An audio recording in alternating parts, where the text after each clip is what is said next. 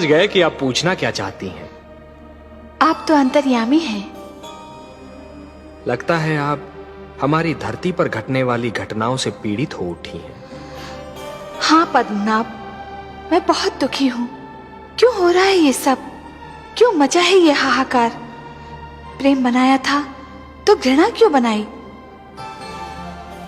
जो हो रहा है, हो सकता है वो वही हो जो स्वयं विधाता ने लिखा हो। और अपना लिखा तो स्वयं विधाता भी नहीं मिटा सकते ना। हे महादेवी, हो सकता है कि यह मानव की परीक्षा हो, उसके कर्मों की परीक्षा हो।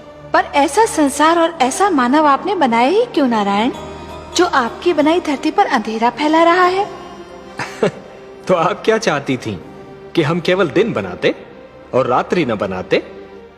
फिर मानव को अंधेरे उजाले का अंतर कैसे जान पड़ता? विष न होता तो अमृत की महत्ता कैसे जानी जाती? पुष्प के साथ कांटे न होते तो पुष्प के सौंदर्य को कौन जान सकता? पतझड़ न आती तो वसंत ऋतु इतनी सुहानी कैसे लगती?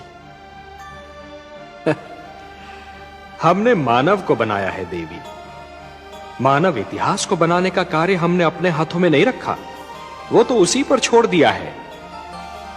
अभी तो उसे अपनी शक्ति का आभास हुआ है। इसी से उसे न्याय अन्याय, सत्य असत्य, धर्म अधर्म और पाप और पुण्य की जानकारी भी होगी।